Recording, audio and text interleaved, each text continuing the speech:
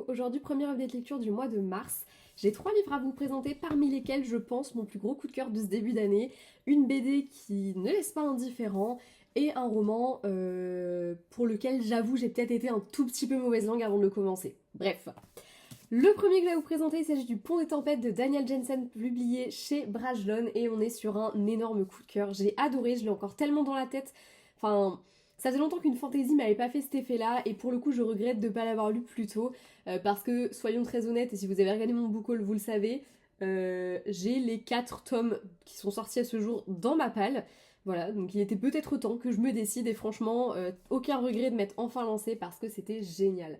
Dans ce roman, on va y suivre Lara, qui a été élevée à l'image de ses... je crois qu'elles sont 12 sœurs en tout, donc de ses 11 sœurs, comme des armes par leur père. Leur père, c'est le roi d'un royaume, et en gros, il va en envoyer une en mariage au royaume, entre guillemets, un peu voisin, qui détient un pont qui est, évidemment, une zone de commerce hyper importante. Ce pont, il serpente entre plein d'îles, et il permet de ne pas passer par une mer qui s'appelle la mer des tempêtes, je vous laisse un petit peu imaginer pourquoi. Bref, une mer qui est très compliquée à traverser les 3 quarts des mois de l'année, et du coup, ils ont la main mise sur ce pont puisqu'il est chez eux, ce pays. Le but du père de Lara, c'est de l'envoyer là-bas et de, comme il en a fait une arme, de s'emparer du pont au final. Donc sous des espèces d'accords commerciaux, soi-disant très avantageux pour tout le monde, en réalité, voilà, Lara, elle débarque là-bas comme une arme. Son but, c'est de séduire, tuer, voler, mentir, comploter, bref, de découvrir tous les petits secrets du pont pour aider à ce que son père puisse l'envahir. Mais elle va vite se rendre compte sur place que tout n'est pas exactement tel qu'on lui a raconté depuis toujours. Mais pour en savoir plus, je vous invite vivement à découvrir ce roman que j'ai adoré. L'action est franchement géniale, je trouve qu'on ne peut pas du tout s'ennuyer dans ce récit, il se passe toujours quelque chose. Enfin franchement, dès les premières pages, moi j'étais complètement happée dedans et j'étais complètement à fond dans l'histoire. Je trouve qu'il n'y a pas du tout de moment de temps mort. On nous le vend comme une romantasy, honnêtement, oui il y a de la romance et oui ça a plus ou moins son importance dans l'histoire. Mais pour moi, ce qui a le plus d'importance, c'est toutes ces histoires de complot, etc. Le personnage de Lara est vraiment typiquement ce genre d'héroïne forte, courageuse, intelligente, qui se pose les bonnes questions, qui remet en question aussi petit à petit les choses qu'elle a apprises depuis qu'elle est toute jeune. Bref, c'est un personnage qui est très très intéressant et que j'ai adoré, j'ai vraiment aimé. Dès le début, dès les premiers chapitres, j'ai su que j'allais l'adorer.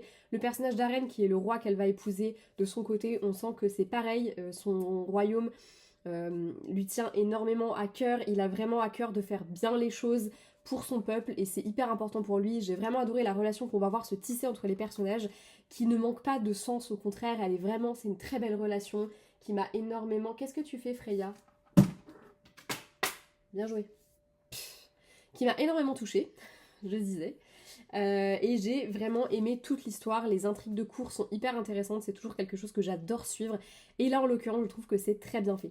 Il y a des tensions en permanence, il y a du suspense jusqu'au bout, et jusqu'à la fin des choses on ne sait pas comment ça va se passer. Moi à la fin vraiment je lisais les chapitres, je m'arrêtais, je faisais une pause et je me disais mais ça va mal se terminer, je sais pas comment ça va finir mais je veux pas avoir ça, et ça a été ça pendant toute ma lecture. Sachez, je peux déjà vous spoil, mais le tome 2 est dans ma pile à lire du mois d'avril que j'ai déjà faite. Voilà, on est le 10 mars, mais c'est pas grave. Parce que j'ai trop hâte de connaître la suite. Et je vous conseille du fond du cœur de découvrir ce roman qui est vraiment bien foutu. Je trouve que la fantaisie est hyper cohérente. On n'est pas dans une fantaisie où il y a des pouvoirs magiques, ce genre de choses. Hein. C'est vraiment juste parce que c'est d'autres royaumes dans un autre univers. On a plein de choses, je pense, qui vont se mettre en place. Ce qui est plutôt bien en plus de ça, c'est que les 2 premiers tomes vont suivre du coup Aren et Lara. Et après, on va avoir entre guillemets un autre couple à suivre. Et potentiellement ça va pas se passer sur le même territoire parce que si j'ai bien compris ça se déroule entre autres dans le territoire originel de Lara.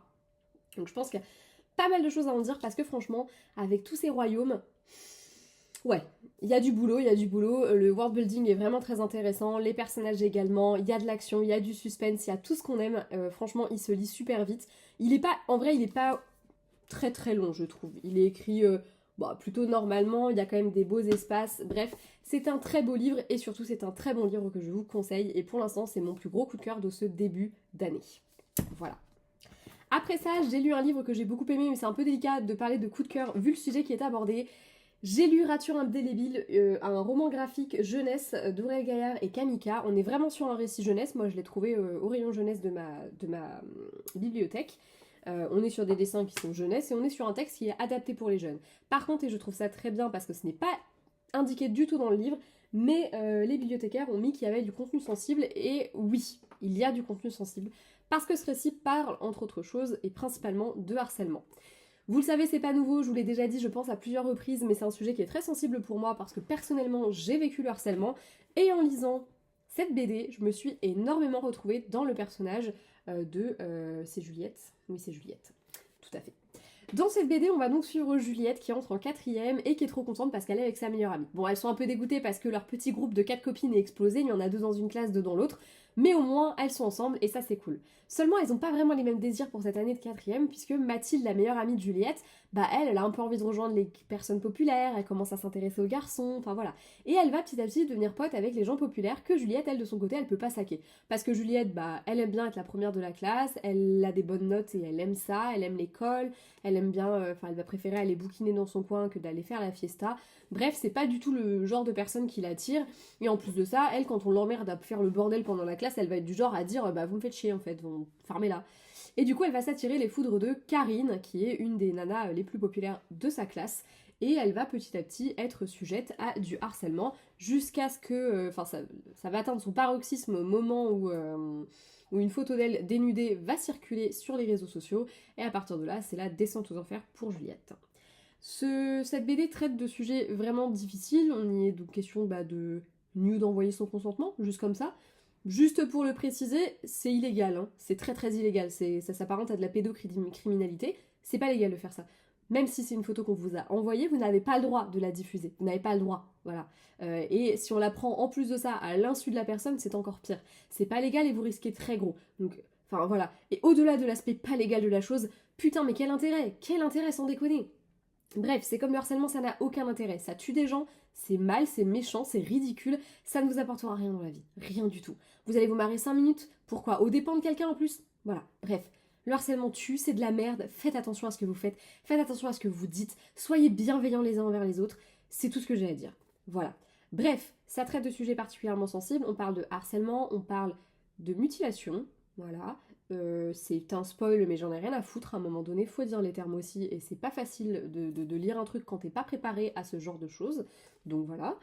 C'est une BD qui m'a beaucoup heurtée, qui a été presque difficile à lire parce que pour le coup, dans les émotions de Juliette, dans cette façon de se renfermer, elle m'a énormément fait penser à la Anaïs de, je sais plus quel âge j'avais quand je me suis fait harceler, 9 ans je pense à peu près, 9-10 ans, qui s'est fait harceler et qui avait un peu le même profil que Juliette. Moi j'étais la fille pendant le cours de récréation, moi j'allais lire mon Harry Potter dans le fond de la cour, enfin voilà, oui j'avais tendance à avoir des bonnes notes, etc. Enfin voilà, et il y avait des gens que ça devait déranger, je sais pas, le côté un peu première de la classe, ça devait être chiant.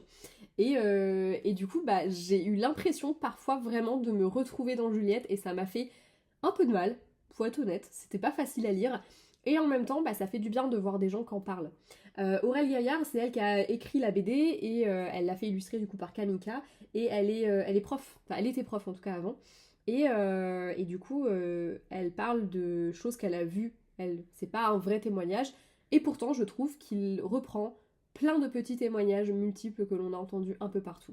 Il m'a aussi fait beaucoup penser à Speak, que je vous ai présenté également en BD il y a pas tellement longtemps. D'ailleurs, j'ai vu qu'il y avait un film qui était sorti sur ce truc-là, faut que je le regarde, parce que le roman, je l'avais adoré, la BD, je l'ai adoré, même si c'est assez, encore une fois, délicat de parler de sujets aussi sensibles, comme ça. Mais du coup, ça m'y a fait penser, parce qu'on a vraiment la même descente aux enfers pour Juliette, où petit à petit, les cours, elle y prête plus attention, elle dort quasiment plus la nuit, donc des fois, elle s'endort en cours, où il y a vraiment un petit peu, au fur et à mesure, ça délite complètement toute sa personnalité parce que elle en peut juste plus quoi.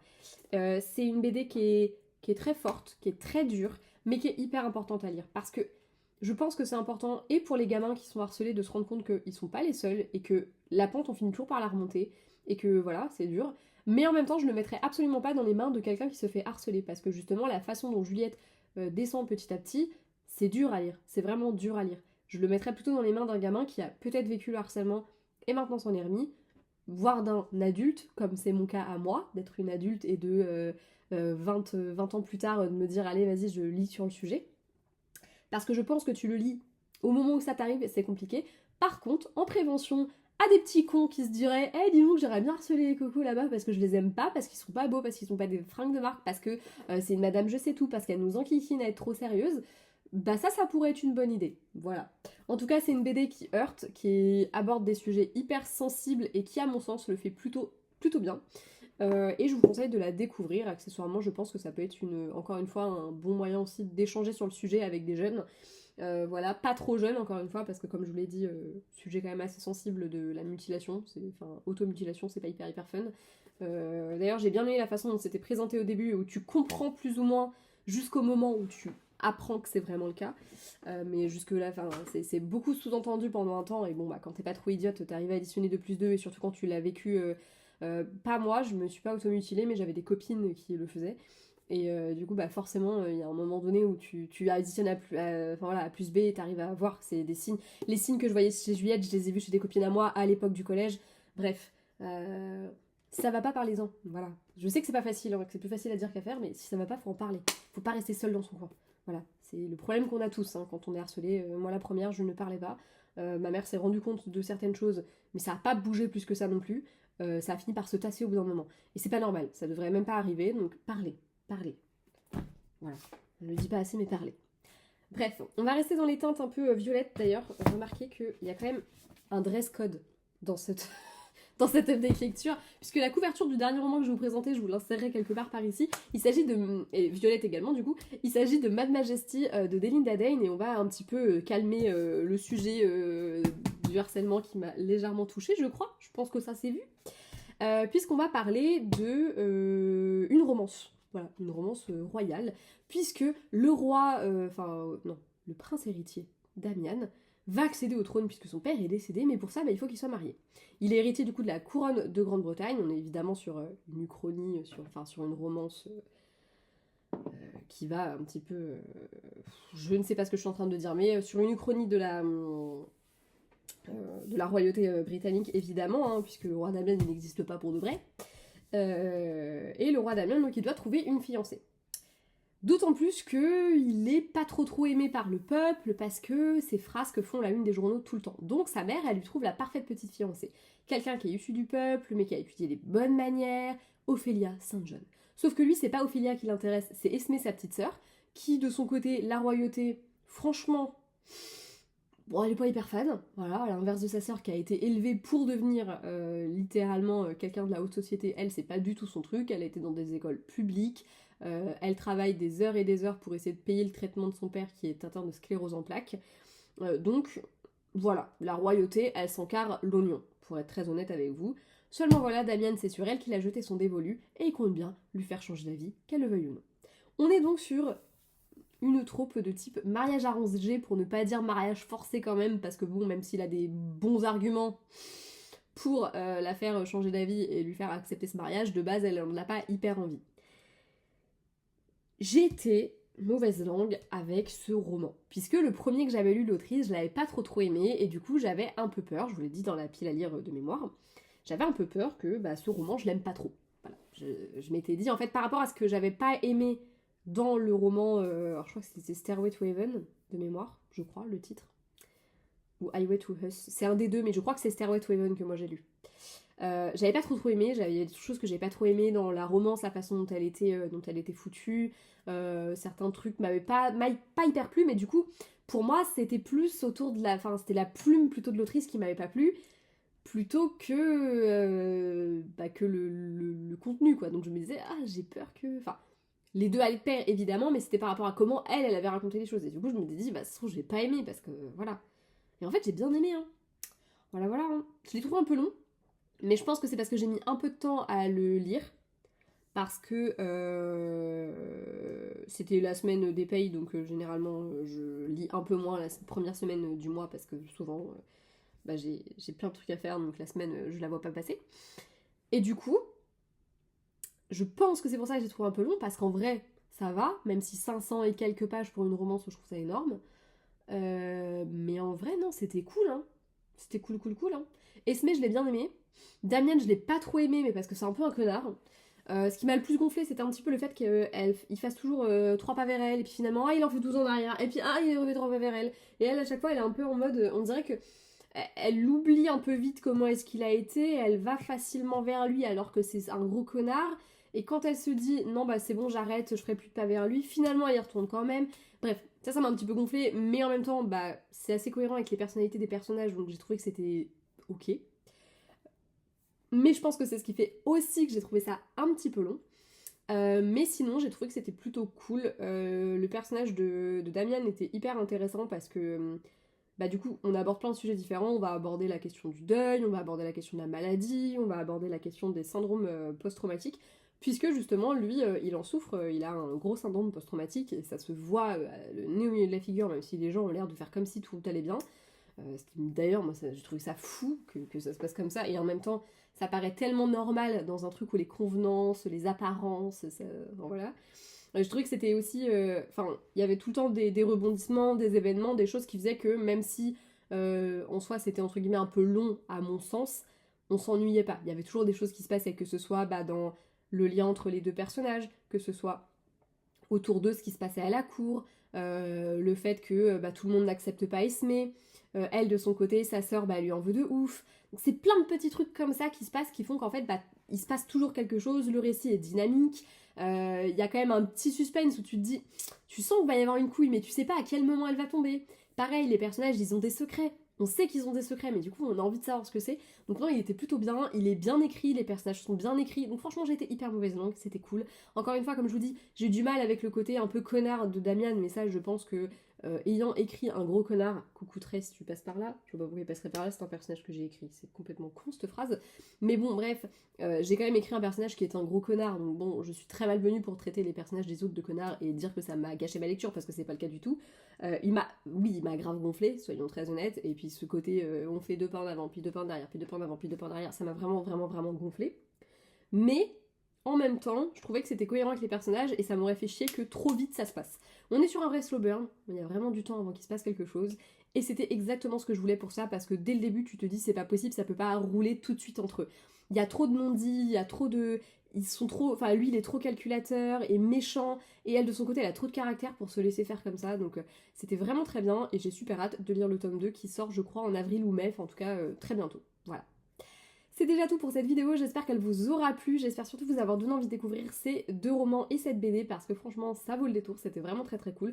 Puis encore une fois on est vraiment sur un update de personnes coordonnées, il manque vraiment la couverture de Mad Majestic qui est vraiment littéralement violette, mais là franchement j'aurais voulu le faire exprès, j'y serais pas arrivée. Voilà. Je vous fais très gros bisous, à bientôt pour une prochaine vidéo et jusque là lisez beaucoup, ciao.